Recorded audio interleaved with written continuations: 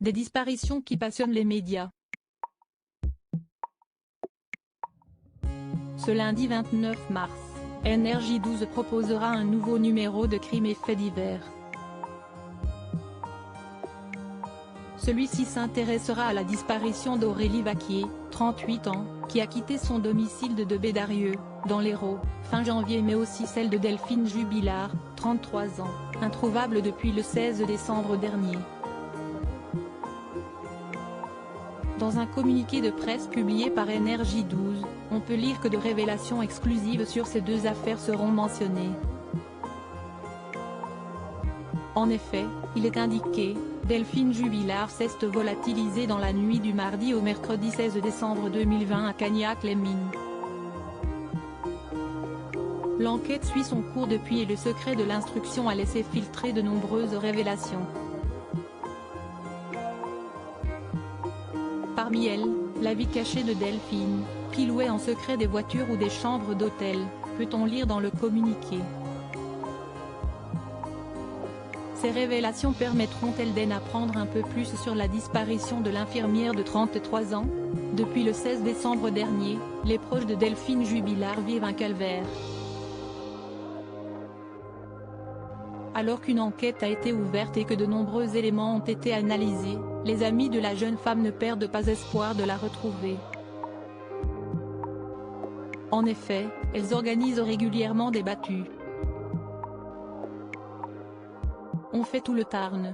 Si est tout ce qu'on peut faire, et on fait ça depuis 3 mois, a indiqué Amy, une proche de l'infirmière à France Bleu le 25 mars dernier.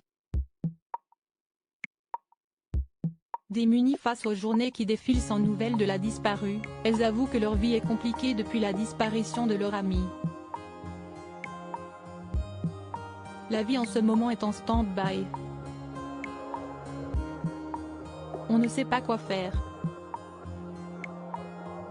Si est de ne pas savoir. On a envie de la retrouver. Ça fait 3 mois, mais ça ne fait aussi que 3 mois. Alors on a espoir de la retrouver en vie.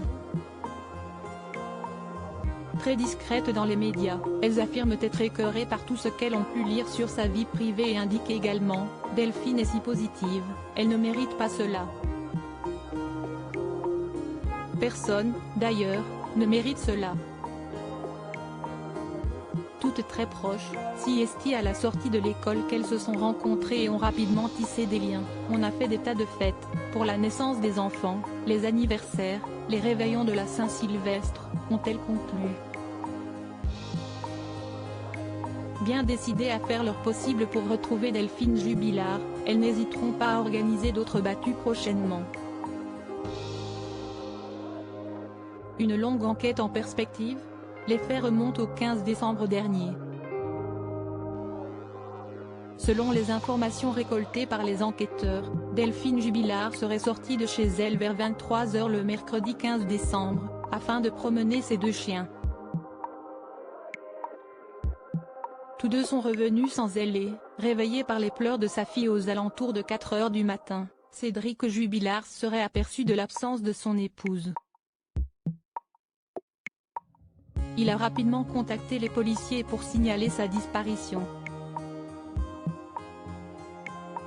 Débute alors une longue enquête qui, jusqu'à présent, n'a pas permis de découvrir ce qui est arrivé à la jeune femme.